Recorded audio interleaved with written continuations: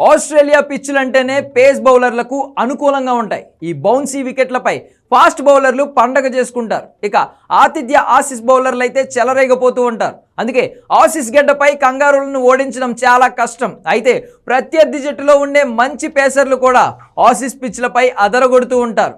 ఇక్కడ పిచ్లపై మన పేసర్లకు కూడా మంచి రికార్డులే ఉన్నాయి. మూడో టెస్ట్కు ఆతిథ్యమిస్తున్న గబ్బా పిచ్ పైన మన బౌలర్లకు చక్కని రికార్డులు నమోదయ్యాయి. ఓవరాల్గా గబ్బా పిచ్ పై అత్యధిక వికెట్లు పడగొట్టిన భారత ఫాస్ట్ బౌలర్ల జాబితాలో శార్దూల్ ఠాకూర్ ఉన్నాడు.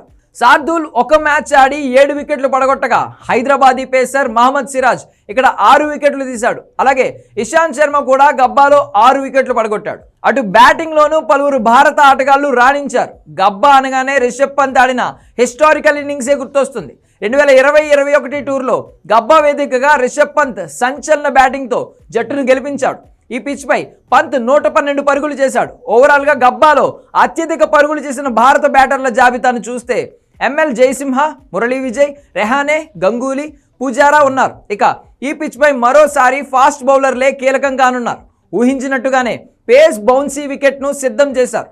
తొలి 2 రోజులు గబ్బా పిచ్ పై పరుగులు చేయడం బ్యాటర్లకు పెద్ద సవాలని క్యూరేటర్ చెబుతున్నాడు.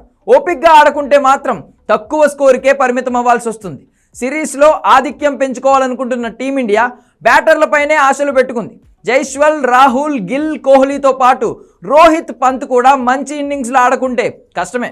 అటు బౌలింగ్లో మాత్రం భారత్కు అద్భుతమైన పేస్ అటాక్ ఉంది. బూమ్రా, సిరాజ్తో పాటు మూడో పేసర్గా ఆకాశ్దీప్కు చోటు దక్కితే భారత్ త్రయం చెలరేగిపోవడం ఖాయం.